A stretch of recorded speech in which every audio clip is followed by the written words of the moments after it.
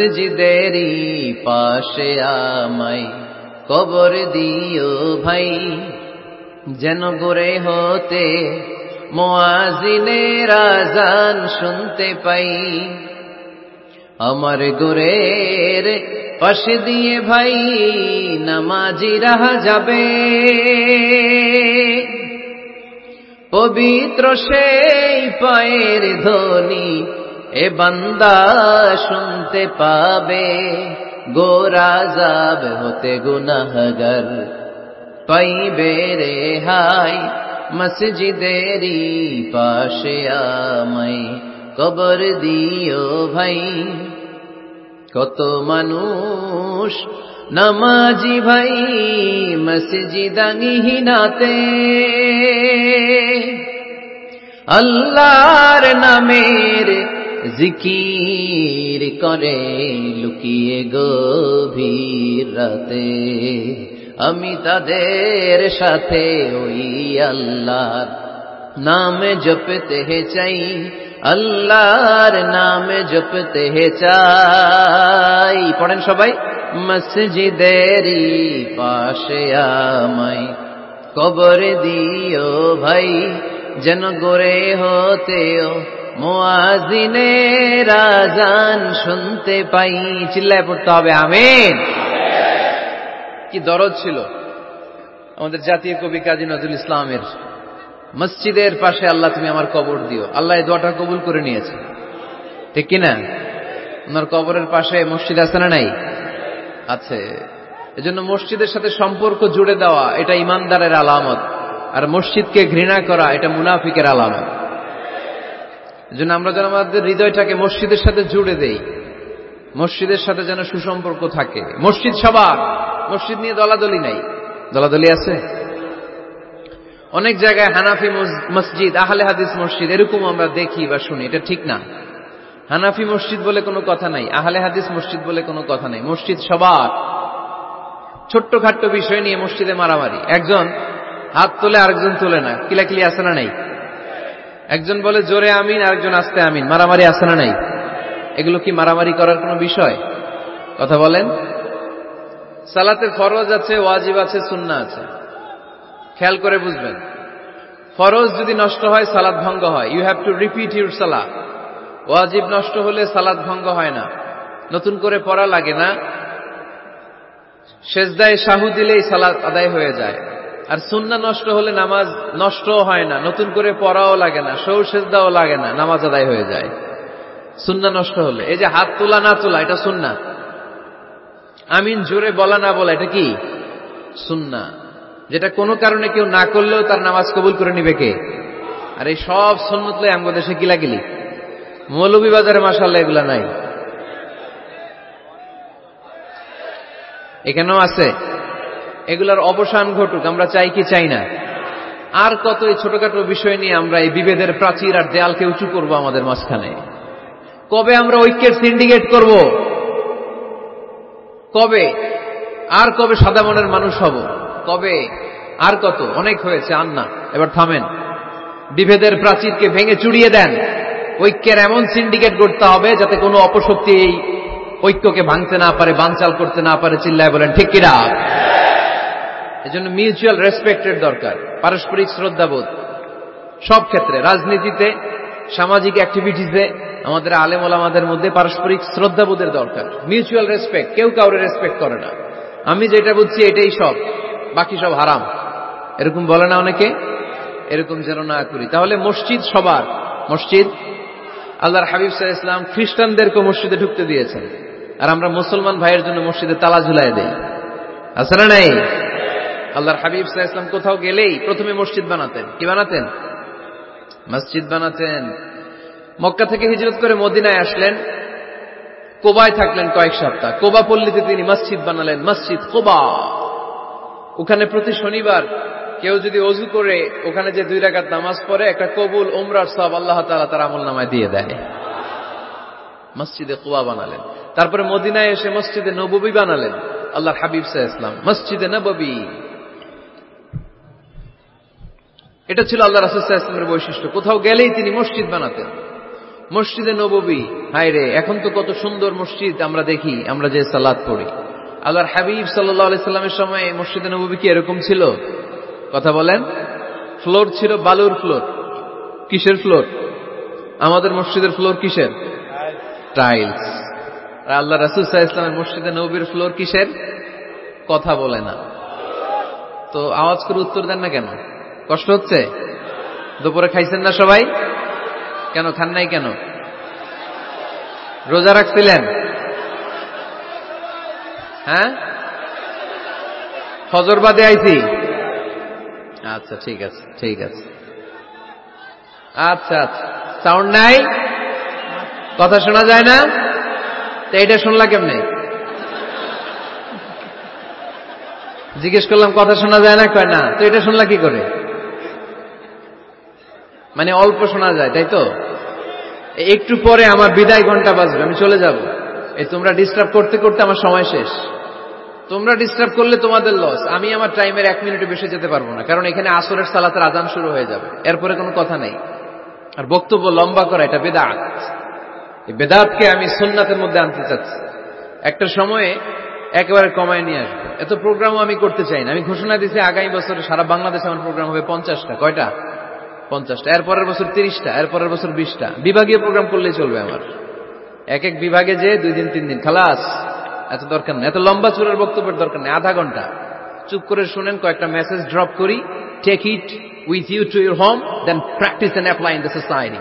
নিয়ে যান, আমল করেন, সমাজে কাজে লাগান। সমাজটা আলোকিত করে দিবে কে? খুতাবুকুম তাবিলা সালাওয়াতুকুম কাসীরা। আল্লাহর হাবিব সাল্লাল্লাহু আলাইহি ওয়াসাল্লাম বললেন, কিয়ামতের একটা আলামত, কিয়ামতের আগে তোমাদের বক্তব্য হয়ে যাবে লম্বা, সালাত হয়ে যাবে খাটো। সালাতের পরে তাসবিহ পড়তে চায় না লোকজন, ব্যস্ত, মহাব্যস্ত, সুপার বিজি। কোত্থেকে আসলে এই ব্যস্ততা? আপনি রবের সাথে মুনাজাত, না যাই ইউনাজি মুনাজাত, আপনার রবের সাথে একাকী নীরবে কথা বলতে মনে চায় না আপনার? তা তো তাড়াহুড়ো কিসের? ধীর স্থির হন, একটু স্থির হন, একটু মনোদৈহিক প্রশান্তি অর্জনের চেষ্টা করেন। সব সময় ব্যস্ত, ধাক্কাধাক্কি, উচ্ছৃঙ্খলা, এগুলো আমাদেরকে শেষ করে দিয়েছে। এজন্য লম্বা চূড়া বক্তব্য ঠিক না। বক্তব্য শুনতে আমাদের ভালো লাগে, আমল করতে ভালো লাগে না। বক্তব্যটা শেষেই সিগারেট ধরায়, আছে না নাই? মাহফিল শেষেই বিড়ি ধরায়, কয় চমৎকার ওয়াজ করছে হুজুরে। ওয়াজটা সেরকম হয়েছে, অনেক কণ্ঠ সুন্দর হুজুরের। এতদিন ইউটিউবে দেখছি, আজকে সরাসরি দেখাইছি, আছে না নাই? তো কি লাভ হয়েছে? লাভটা হয়েছে কি? এই যে মাহফিল শেষে বিড়িটা ধরাইলেন আর গেলেন, কোনো লাভ হয় নাই। এগুলো থেকে বেরিয়ে আসতে হবে। বছরের পর বছর আমাদেরকে শিখানো হয়েছে একভাবে। কেউ এই পরিবর্তনের আওয়াজ তুলে নাই। আওয়াজ আপনাকে তুলতে হবে। আওয়াজ তোলার জন্য এত মানুষ লাগে না, আপনি একাই যথেষ্ট। আপনি দাঁড়ান না সামনে, দেখবেন আপনার সামনে কেউ টিকে থাকতে পারবে না, ঠিক কিনা? কিন্তু আপনার শক্ত সিদ্ধান্ত লাগবে। পরিবর্তনের জন্য শক্ত মানসিকতা লাগবে, যে আমি পরিবর্তন করতে চাই। We have to change. যুগ জামানা পাল্টে দিতে চাই না অনেকজন। এক মানুষই আনতে পারে জাতির জাগরণ। এক মানুষই বিপদকালে বাঁচায় কাফেলায়, ক্ষুদ্র ডিঙ্গি বাঁচায় জাহাজ অসীম দরিয়ায়। এজন্য আপনার শক্ত সিদ্ধান্ত পারে আপনার মৌলভীবাজারটাকে দেশের শ্রেষ্ঠ জেলা, শ্রেষ্ঠ থানা হিসেবে আল্লাহর কাছে কবুল করতে, ঠিক কিনা? এজন্য লম্বা চূড়া আলোচনা ঠিক না। ছোটখাটো অল্প কয়েকটা মেসেজ নিয়ে যেতে পারলেই that's enough. One of the minor signs before the day of judgment, your Islamic lectures will be very longer. And your salah 5 times a day will be shorter. কিয়ামতের আগে বক্তব্য লম্বা, নামাজ খাটো, তাসবিহ পড়ে না, ব্যস্ত, মহাব্যস্ত। এই মহাব্যস্ততা ছাড়েন, কোরআন সুন্নাহর দিকে ফিরে আসেন। বরকত দিবে কে? বিশ্বনবীর মসজিদে নববীর ফ্লোর বালুর ফ্লোর ছিল, আমাদের ফ্লোর টাইলস। আল্লাহর হাবিব সাল্লাল্লাহু আলাইহি ওয়াসাল্লামের মসজিদে বালি নিচে, এই বালিতেই নামাজ পড়তেন। বৃষ্টি হলে কাদামাটি হয়ে যেত, কাদামাটিতেই সেজদা করতেন। সেজদা করলে কাদার মাটি আল্লাহর হাবিব সাল্লাল্লাহু আলাইহি ওয়াসাল্লামের নাকে আর কপালে লেগে যেত। তিনি সালাম ফিরিয়ে সাহাবাদের দিকে মুখ ফিরিয়ে বসলে দেখতেন প্রতিটা সাহাবীর নাকে আর কপালে কাদার মাটি মিশে আছে। তার মানে প্রিয় নবী সাল্লাল্লাহু আলাইহি ওয়াসাল্লামের মসজিদে নববী ছিল কাঁচা, কিন্তু মুসল্লি ছিল পাকা। আমাদের মসজিদগুলা হয়েছে পাকা, কিন্তু মুসল্লি কাঁচা, ঠিক কিনা? ফজরের সালাতে মানুষ নাই। ইমাম সাহেব আছেন কে কে এলাকায়? দেখি ইমাম, মসজিদের ইমাম, মাশাআল্লাহ। আপনাদের এখানে মসজিদে ফজরের নামাজে কয় কাতার হয়? 5 জন 6 জন। কেনে এত কম? কেনে? হ্যাঁ, আসে না, আসতে চায় না লোকজন। তো এই যে 5-6 জন ফজরের সালাতে, কল্পনা করতে পারেন ফজরের সালাতে এত কম লোক। ফাতেমা মাইক।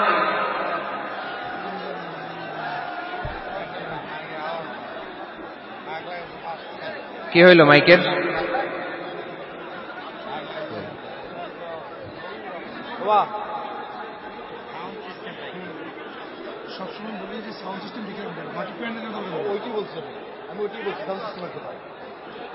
কি সমস্যা হইল?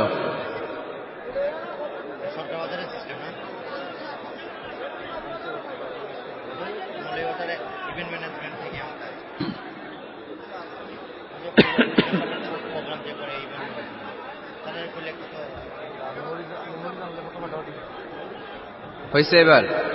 এবার তো হয় নাই। মাইক ঠিক করেন, মাইক ঠিক করেন। দেখেন দেখেন কি হয়েছে, দেখেন লাইন ছিঁড়ে গেছে। আসছে? আলহামদুলিল্লাহ পড়েন সবাই।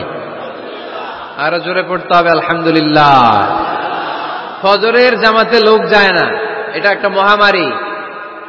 যেদিন ফজরের জামাতের দৃশ্য আর জুমার নামাজের দৃশ্য একরকম হয়ে যাবে, ওই দিনই বাংলাদেশে ইসলাম কায়েম হয়ে যাবে। এখন স্লোগান তুলে বিপ্লব বিপ্লব, ইসলামী বিপ্লব। আর ফজরের সময় আমি কম্বলের ভিতরে, আছে না নাই? কোনো বিপ্লব হবে না। ফজরের নামাজ জামাতে পড়ুন, সকালটারে বরকতময় করে দিবে কে? আল্লাহর হাবিব সাল্লাল্লাহু আলাইহি ওয়াসাল্লামের মসজিদ ছিল সবার জন্য উন্মুক্ত, এখানে সবাই আসতে পারত। এজন্য মসজিদ হবে সবার। আমরা মসজিদের আবাদকারী হতে চাই। এজন্য রাব্বুল আলামিন বলেন, ইন্নামা ইয়া'মুরু মাসাজিদাল্লাহি মান আমানা বিল্লাহি ওয়াল ইয়াউমিল আখির ওয়া কামাস সালাতা ওয়া আতাজ যাকাতা ওয়া লাম ইয়াখশা ইল্লাল্লাহ ফাআসা উলাইকা আন ইয়াকুনু মিনাল মুহতাদিন। সুবহানাল্লাহ পড়েন। রব্বুল আলামিন বললেন, মসজিদের আবাদকারী হবে তারা যারা আল্লাহর প্রতি ঈমান আনে, আখিরাতের প্রতি ঈমান আনে, যারা সালাত কায়েম করে, যারা যাকাত আদায় করে, যারা দুনিয়ার কাউকে ভয় পায় না, ভয় পায় একজনকে। চিল্লায় বলেন তিনি কে?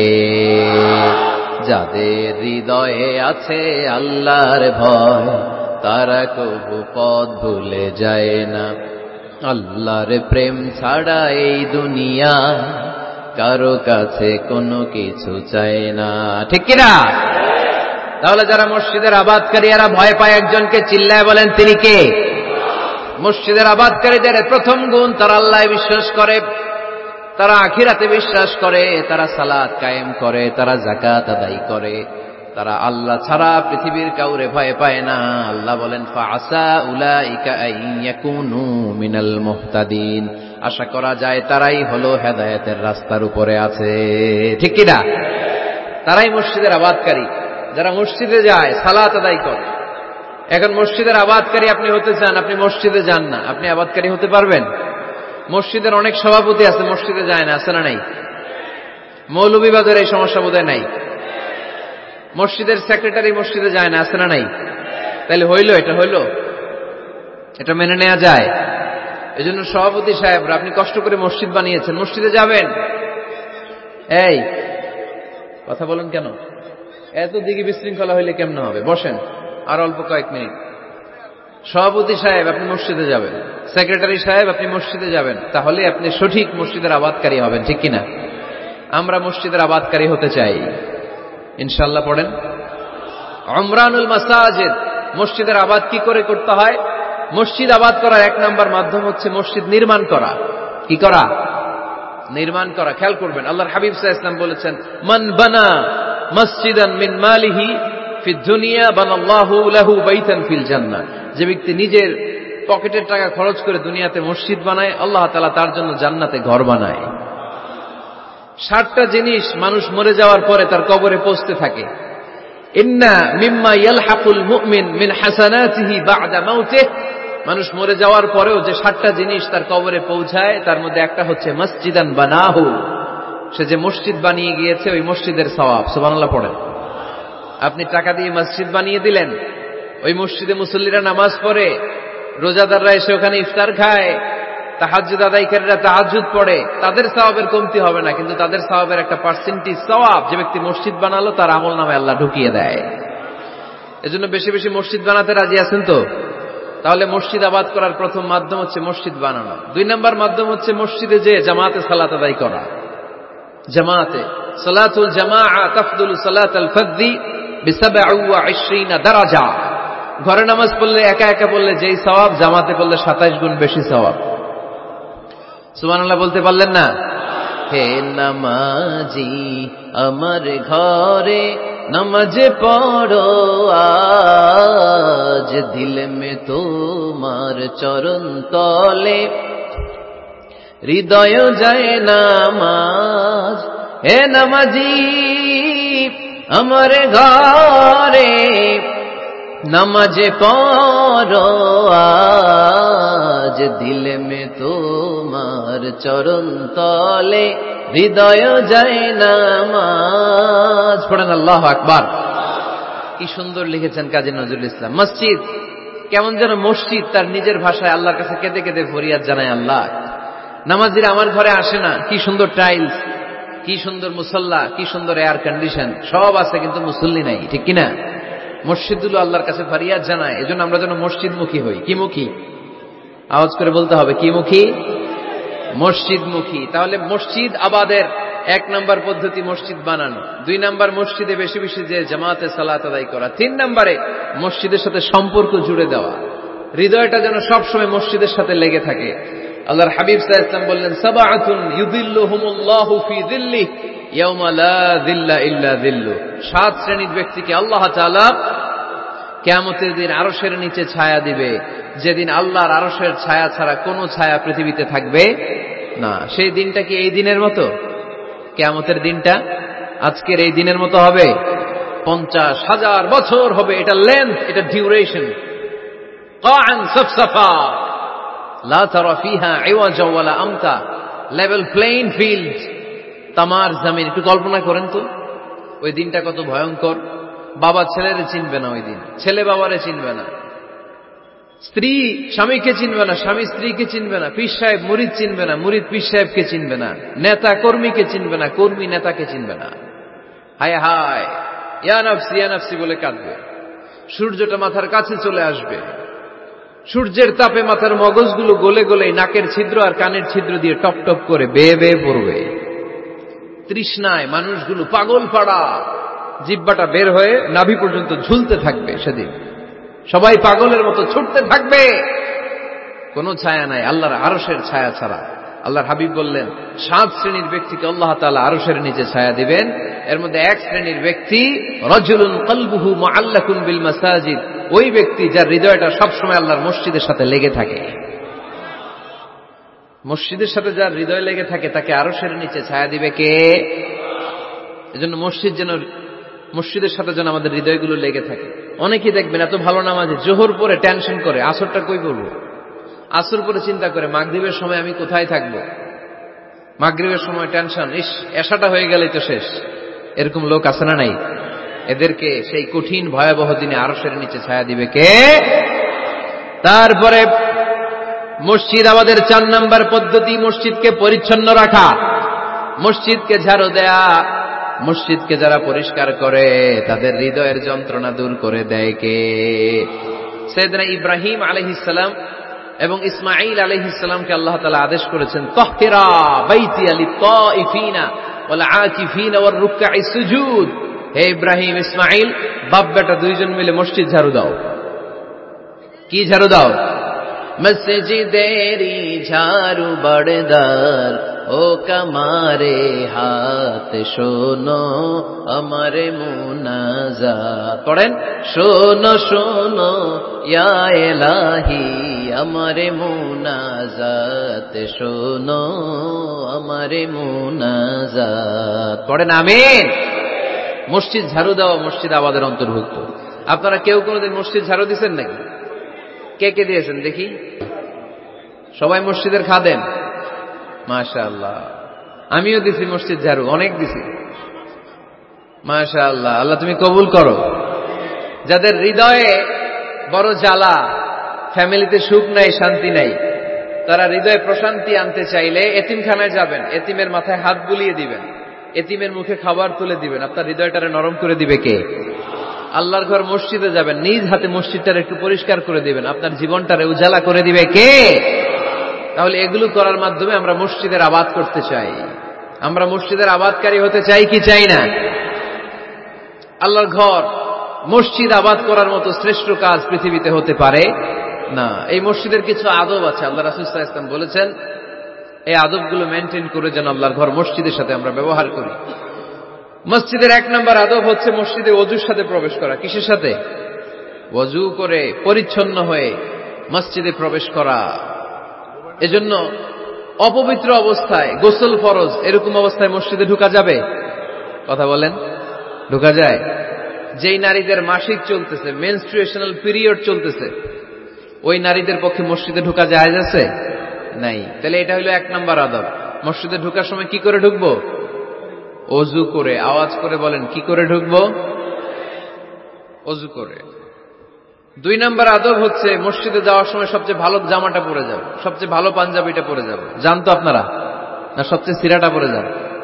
হ্যাঁ, অনেকের নামাজের জন্য একটা পুরান জামা আছে, সিরা পাড়া, এদিকে হাত উঠালে দিতে দেখা যায়, আছে না নাই? সবচেয়ে সিরা পাড়াটা রাখে নামাজের জন্য, কপাল পোড়া। আর সুন্নাতে খাতনার অনুষ্ঠানে গেলে মাশাআল্লাহ লেহেঙ্গা গায়ে দিয়ে যায়, আছে না নাই? না, আপনি ইবাদতের জন্য সবচেয়ে সুন্দর জামাটা রাখবেন। এজন্য রাব্বুল আলামিন বলেন, ইয়া বানি আদম খুযু যিনাতাকুম ইনদা কুল্লি মসজিদ। ও বনি আদম, তুমি যখন আল্লাহর ঘর মসজিদে ঢুকবা, ও বনি আদম, তুমি যখন নামাজের মুসল্লায় দাঁড়াবা, তোমার সবচাইতে দামি, সবচাইতে সুন্দর জামাটা গায়ে দিয়ে তুমি নামাজে দাঁড়াও। ঠিক কিনা?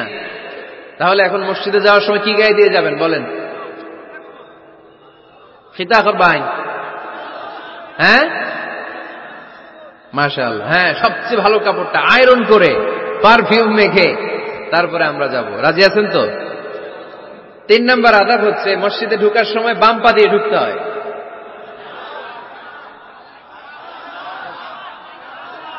কোন পা?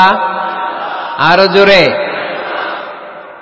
এদেরকে গুতা মারা লাগে, নাহলে আওয়াজ বাড়ে না। এরকম ভলিউম টাইট করতে হয়, ভলিউম হাই করলে আর করে বাড়ে। এমনি বলতে চায় না। আর ঘটনা কি? হ্যাঁ, খায় নাই। বদরের যুদ্ধ হয়েছিল রমাদানে, কোন সাহাবী খায় নাই। না খাইয়া একেবারে সাইজ করে দিয়েছে কাফেরদেরকে। আমরা না খেলেও আমাদের হৃদয়ে ইমানি শক্তি আছে না নেই? এই তো বোঝা যাচ্ছে ইমানি শক্তি আছে। এতক্ষণ আছিল কই? তো মসজিদে ঢোকার সময় কোন পা দিয়ে? এগুলো মনে থাকে আমাদের? ভুলা যাই আমরা, খেয়াল থাকে না তো এগুলা। এত কিছু মনের মধ্যে রাখলে এগুলো মনে থাকবে কেমনে? মসজিদে ঢোকার সময় কোন পা? আরো জোরে। বেরোয়ার সময় কোন পা? মনে থাকবে? মসজিদে যখন ঢুকবেন ডান পা দিয়ে ঢুকবেন, আর দোয়া পড়বেন, আউযু বিল্লাহিল আযীম ওয়া বিওয়াজহিল কারীম ওয়া সুলতানিহিল কদীম মিনাশ শাইতানির রাজীম। বিষ্ণু সাল্লাল্লাহু আলাইহি ওয়াসাল্লাম বললেন, যে ব্যক্তি মসজিদে ঢোকার সময় এই দোয়াটা পড়বে, শয়তান আফসোস শুরু করে। সে বলে, হায় হায়, আজকের দিনের জন্য, সারা দিনের জন্য তো তুই আমার ওয়াসওয়াসা থেকে বেঁচে গেলি। আজকের সারা দিনের জন্য তোরে আমি হারালাম। আজকের সারাটা দিন আল্লাহর পক্ষ থেকে প্রোটেকশন নিয়ে তুই বেঁচে গেলি। আজকের জন্য যা, কালকে তোরে আমি ধরবো। এজন্য এই দোয়াটা পড়ার দরকার আছে না? আউযু বিল্লাহিল আযীম ওয়া বিওয়াজহিল কারীম ওয়া সুলতানিহিল কদীম মিনাশ শাইতানির রাজীম। 4টা বাক্যের দোয়া। মুখস্থ করতে কষ্ট হলে যে ইউটিউবে চলে যাবে আজকেই, ওখান থেকে শুনে আপনারা মুখস্থ করে নেবেন। এই দোয়াটা পড়বেন, তাহলে ওই দিনের জন্য শয়তানের ওয়াসওয়াসা, টেম্পটেশন, প্রভোকেশন থেকে আপনি আল্লাহ তাআলার প্রোটেকশনে চলে গেলেন। সুবহানাল্লাহ পড়েন। তারপরে আল্লাহর হাবিব বললেন, ঢোকার আগে আমারে সালাম দাও। পড়বেন, আসসালামু আলাইকা আইয়ুহান নাবিয়্যু ওয়া রাহমাতুল্লাহি ওয়া বারাকাতুহু। এই দুইটা জিনিস যখন করে ফেললেন তখন ডান পা দিয়ে পড়বেন আল্লাহুম্মা আফতাহ লি আবওয়াবা রাহমাতিক। সুবহানাল্লাহ পড়েন। আল্লাহুম্মা আফতাহ লি, ও আল্লাহ আমার জন্য তুমি খুলে দাও আবওয়াবা রাহমাতিক, তোমার রহমতের দরজা। তার মানে মসজিদে ঢুকলে রহমত পাওয়া যায় কি যায় না? মসজিদে ঢুকলে পাওয়া যায় রহমত, মসজিদের বাইরে রহমতের কথা আল্লাহ বলে নাই। মসজিদের ভিতরে রহমত। কোথায় রহমত? কোথায়? মসজিদের ভিতরে রহমত আছে না? তার প্রমাণ মসজিদে ঢুকলেই শান্তি লাগে কেমন জানি, আর ঘুমে ধরে। মসজিদে ঘুমাইছেন কারা কারা দেখি? সবাই ঘুমাইছেন? আরে আমি কত ঘুমাইছি। জুমার নামাজের সময় যে কি ঘুম আসে, আসে আসে কমন পড়ছে, একেবারে কমন পড়ে গেছে। ঘুম আসে কারণ রহমত, রহমতের ঝিরি ঝিরি বাড়ি ধারা আল্লাহ তাআলা আরশের উপর থেকে নাজিল করতে থাকে। আর এই রহমতের কারণে হৃদয়টা প্রশান্ত হয়ে যায়, অনেকের ঘুমও চলে আসে, ঠিক কিনা? এজন্য আল্লাহুম্মা আফতাহ লি আবওয়াবা রাহমাতিক, ও আল্লাহ তোমার রহমতের দরজাগুলো আমার জন্য খুলে দাও। এই দোয়া করলে রহমতের দরজা খুলে দেয় কে? আবার মসজিদ থেকে যখন বের হবেন তখন কোন পা দিয়ে? জোরে বলেন। বাম পা দিয়ে কি পড়বেন? আল্লাহুম্মা ইন্নী আসআলুকা মিন ফাদলিক, ও আল্লাহ তোমার কাছে আমি তোমার পক্ষ থেকে ফদল চাই, মানে রিজিক চাই। রিজিক দেওয়ার মালিক কে? তার মানে খুব সোজা সাপটা কথা হচ্ছে, মসজিদের ভিতরে পাওয়া যায় রহমত, আর বাইরে পাওয়া যায় ফদল বা রিজিক। বাইরে পাওয়া যায় কি? রিজিক। মসজিদের ভিতরে রিজিক আছে। তার মানে সারাদিন মসজিদে বসে থাকলে রিজিক মিলবে?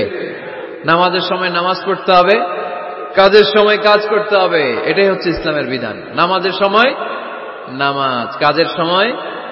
আমি প্রশ্ন করব, আওয়াজ করে উত্তর দেন। নামাজের সময়, কাজের সময়, নামাজের সময়, কাজের সময়। এটা মনে থাকবে। এজন্য আল্লাহ বললেন ফাইদা কুদিয়াতিস সালাতু ফান্তাশিরু ফিল আরদি ওয়াবতাগু মিন ফাদলিল্লাহ। যখন তোমাদের সালাত শেষ হয়ে যায়, আল্লাহর রিজিক অন্বেষণের জন্য আল্লাহর জমিনে তোমরা ছড়িয়ে যাও। নামাজের সময় আসবেন, নামাজ শেষ বের হয়ে যান।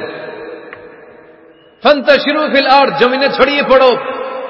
নামাজ শেষ, চেয়ারম্যান সাহেব চলে যাবে ইউনিয়ন পরিষদের ভেতরে, ছাত্ররা চলে যাবে হাই স্কুলে, মেম্বার অব দ্য পার্লামেন্ট চলে যাবে সংসদে, সেনাবাহিনীর লোকেরা চলে যাবে ক্যান্টনমেন্টে, ব্যবসায়ীরা চলে যাবে তাদের বাজারে, সিএনজি ওয়ালারা সিএনজি নিয়ে ব্যবসা শুরু করবে, রাস্তায় নেমে যাবে, চিল্লায় বলেন ঠিক কিনা? এটাই ইসলামের বিধান। নামাজের সময় নামাজ, কাজের সময়। আচ্ছা, তাহলে প্রথম সুন্নাত পেলাম, পবিত্র হয়ে ঢুকবো, ভালো জামা পরে ঢুকবো 2 নাম্বার। 3 নাম্বার, ঢুকার সময় কোন পা? বের হওয়ার সময়। 4 নাম্বার, মসজিদে ঢুকে 2 রাকাত। মসজিদে ঢুকে কয় রাকাত পড়েন আপনারা? তাহিয়াতুল মসজিদ। মসজিদে আপনি ওয়েলকাম জানাবেন, ঢুকেই 2 রাকাত করবেন, ওযু করলে 2 রাকাত। আল্লাহর হাবিব সাল্লাল্লাহু আলাইহি ওয়াসাল্লাম মসজিদে নববীতে জুমার খুতবা দিচ্ছেন। খুতবা চলাকালীন সময়ে এক সাহাবী এসে মসজিদের মধ্যে বসে পড়লেন। আল্লাহর হাবিব সাল্লাল্লাহু আলাইহি ওয়াসাল্লাম সাহাবীরে বললেন দাঁড়াও। সাহাবী দাঁড়ালেন। আল্লাহর নবী জিজ্ঞেস করলেন কেন বসে বললা? 2 রাকাত পড়ছো নাকি? সাহাবী বলে পড়ি নাই। বিশ্বনবী বললেন তাহলে তাড়াতাড়ি 2 রাকাত নামাজ পড়ে বসে যাও। সুবহানাল্লাহ পড়েন। 2 রাকাত পড়ো নাই তো পড়ো, দাঁড়াও, তারপরে বসো। দেখেন খুতবা চলাকালীন সময়ে আমাদের খতিবরা কখনো খুতবা থামায়? কথা বুঝেন নাই? জুমার খুতবা আপনারা শুনেন না? খুতবা চলতেছে, ওই মুহূর্তে ইমাম সাহেবরা কখনো খুতবা থামায়? মাঝখানে কোনো ঝামেলা হইলে থামায় না। প্রথম খুতবা শেষ, বসে, তারপরে দ্বিতীয় খুতবা। খুতবার মাঝখানে কোনো থামাথামি নাই। কিন্তু আল্লাহর হাবিব সাল্লাল্লাহু আলাইহি সাল্লাম কেমন খতিব ছিলেন দেখেন। আল্লাহর হাবিব সাল্লাল্লাহু আলাইহি ওয়াসাল্লামের খুতবা দেওয়ার স্টাইল এন্ড অ্যাটিটিউড এবং আমাদের খুতবা দেওয়ার স্টাইল এন্ড অ্যাটিটিউড, আল্লাহ রাসূল সাল্লাল্লাহু আলাইহি ওয়াসাল্লামেরটা কত প্রাণবন্ত ছিল। আল্লাহ রাসূল সাল্লাল্লাহু আলাইহি ওয়াসাল্লাম সোসাইটি ওরিয়েন্টেড একজন পার্সোনালিটি ছিলেন, সমাজের মানুষ কেন্দ্রিক, খুব সামাজিক ছিলেন আল্লাহ রাসূল সাল্লাল্লাহু আলাইহি ওয়াসাল্লাম। তিনি দেখলেন একজন বসে পড়ছে, উনি খুতবা থামায় দিলেন।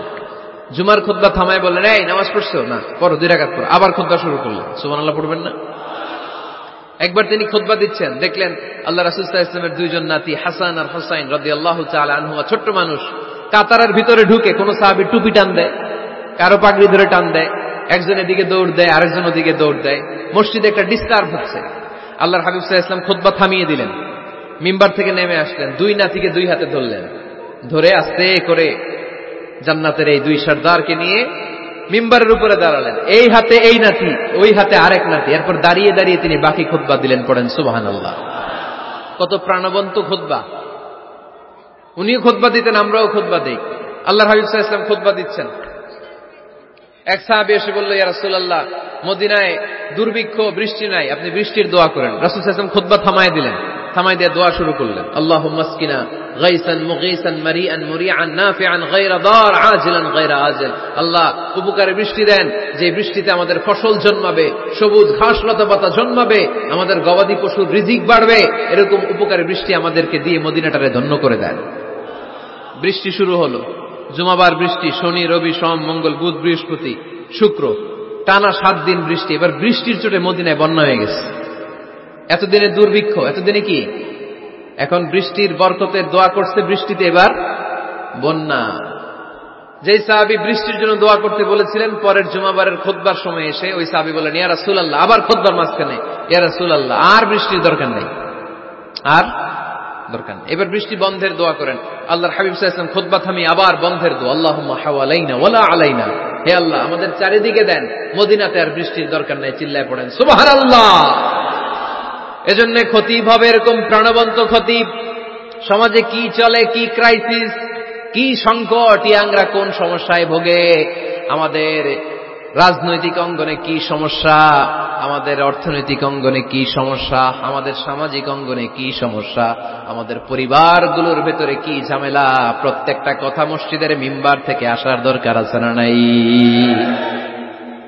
আল্লাহর হাবিব সাল্লাল্লাহু আলাইহি ওয়াসাল্লাম এভাবেই সমাজকে ঠিক করে দিতেন। 2 রাকাত মসজিদে ঢুকে আজকে থেকে আমরা পড়ব। মসজিদে ঢুকলেই কয় রাকাত মনে থাকবে না ভুলে যাবেন? তারপরে আল্লাহর হাবিব সাল্লাল্লাহু আলাইহি ওয়াসাল্লাম বলেছেন, খবরদার কবরের উপর মসজিদ বানিও না। কবরস্থান একদিকে, মসজিদ আর একদিকে। কিন্তু বাংলাদেশে মসজিদের সাথে কবর মিলানো আছে না নাই? ছোট্ট একটা মসজিদ, কিন্তু এত বড় বাবার কবর আছে না নাই? এগুলো করবেন না আপনি। আগে হবে মসজিদ, পরে কবরস্থান। যেমন মসজিদে নববী হয়েছে আগে, তারপরে বিশ্বনবীর কবর এখানে আছে না নাই?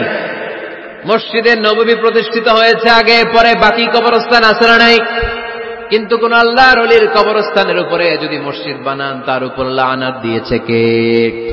লাআনা রাসূলুল্লাহ আলাল ইয়াহুদ ওয়ান নাসারা ইত্তাখাযু কুবুর আমবিয়াইহিম মাসাজিদা।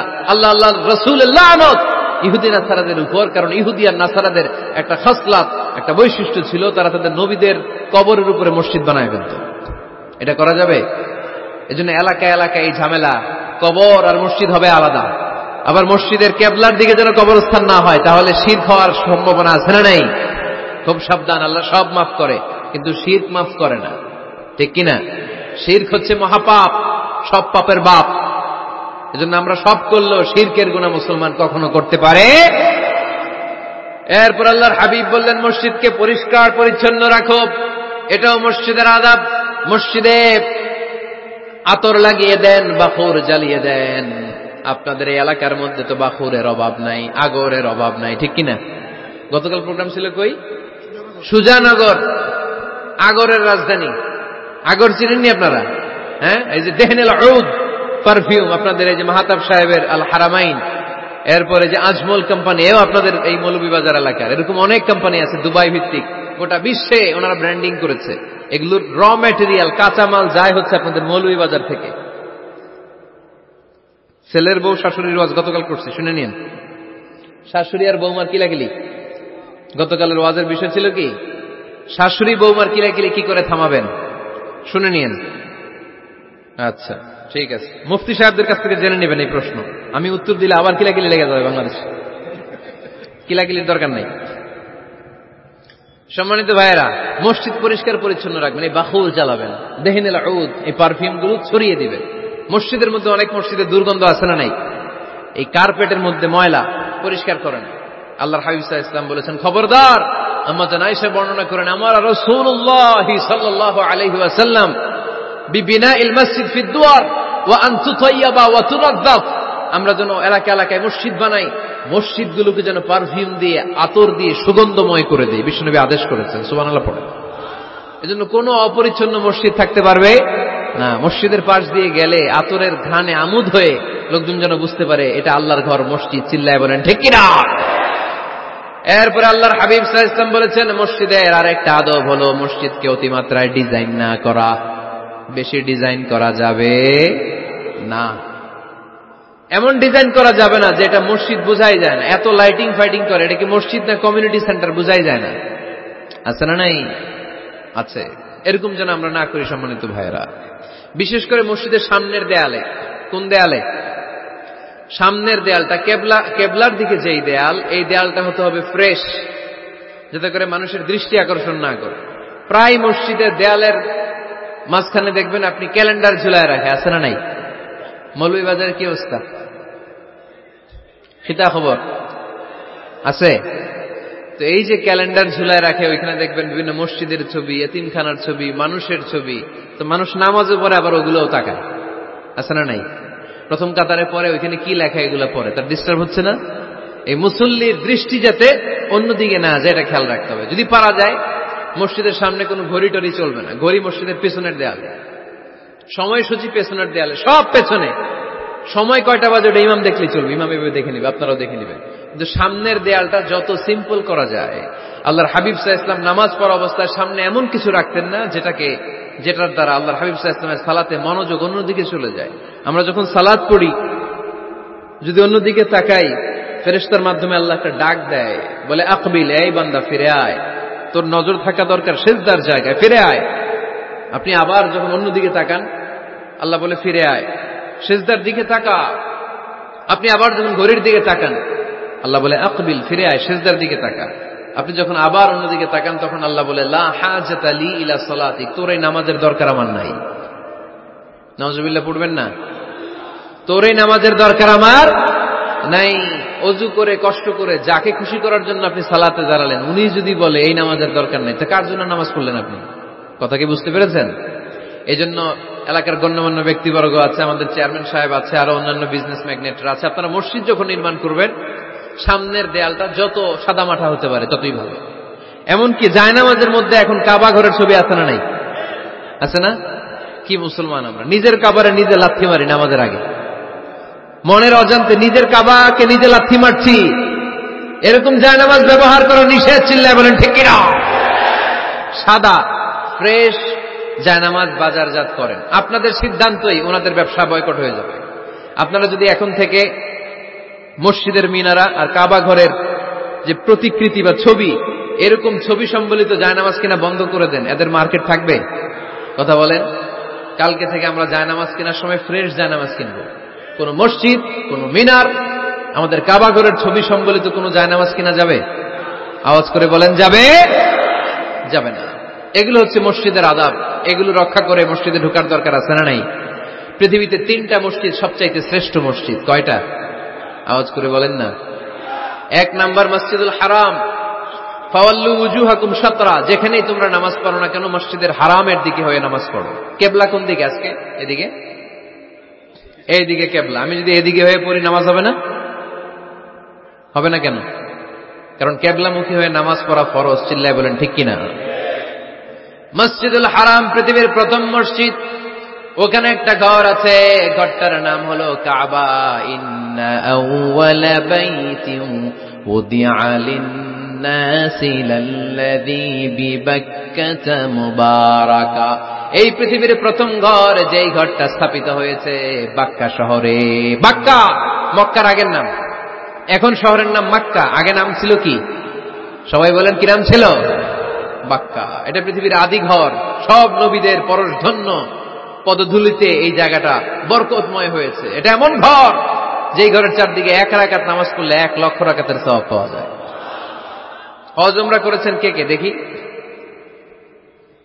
হজ উমরা করেছেন আপনারা না? মাশাআল্লাহ। আমরা যারা করতে পারি নাই, আল্লাহ তাদেরকেও তৌফিক দাও।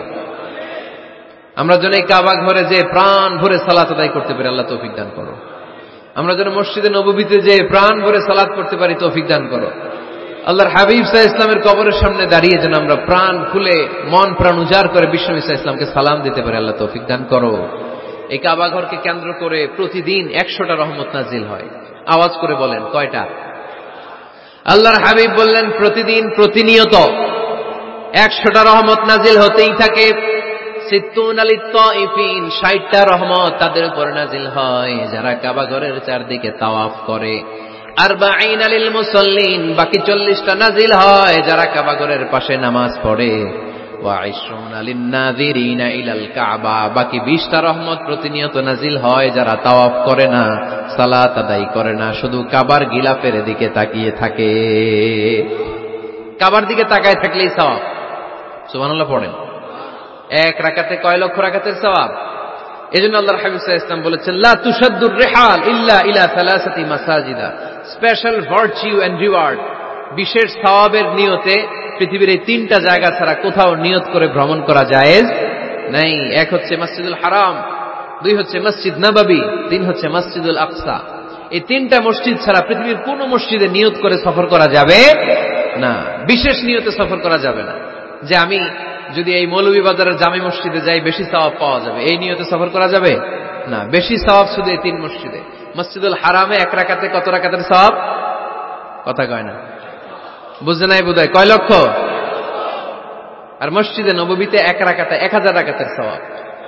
আরেক বর্ণনায় আছে 50,000, বর্ণনাটা দুর্বল। সহিহ বর্ণনায় এসেছে 1 রাকাতে 1000 রাকাতের সওয়াব। মসজিদুল আকসায় সালাত করলে 1 রাকাতে, এক বর্ণনায় এসেছে 250 রাকাতের সওয়াব, আরেক বর্ণনায় এসেছে 500 রাকাতের সওয়াব। এই 3টা মসজিদ ছাড়া পৃথিবীর অন্য কোন মসজিদে যে নামাজ পড়লে বেশি সওয়াব হবে, এই নিয়তে সফর করা যাবে? চিল্লায় বলেন যাবে। তবে মসজিদটা দর্শন করার জন্য যেতে পারবেন। মসজিদটা দেখতে কেমন, এটার ক্যালিওগ্রাফিক্যাল ডিজাইন কেমন, এটার আর্কিটেকচারাল ডিজাইন কেমন, এটার দৃষ্টিনন্দন সৌন্দর্য কেমন, মসজিদটা দেখতে কেমন, দেখতে যেতে পারবেন। কিন্তু বিশেষ সওয়াব রিওয়ার্ড এই 3টা মসজিদ ছাড়া অন্য কোন মসজিদের জন্য হবে না। এই মসজিদ হচ্ছে আমাদের সামাজিক ঐক্যের কেন্দ্রবিন্দু, এটা হচ্ছে আমাদের কমিউনিটি সেন্টার। আমরা শুধু নামাজের জন্য মসজিদকে ইউজ করি, এছাড়া আরো অনেক ইউসেজ আছে মসজিদের। খেয়াল রাখবেন, আমাদের মুসলমানদের মসজিদ হিন্দুদের মন্দিরের মতো নয়। কোথায় আজান হইছে? শেষ করে দিব না? সুবহানাকাল্লাহুম্মা ওয়া বিহামদিকা আশহাদু আল্লা ইলাহা ইল্লা আনতা আস্তাগফিরুকা ওয়া আতুবু ইলাইক। আল্লাহ আমাদের সবাইকে কথাগুলো বুঝার ও আমল করার তৌফিক দান করুন।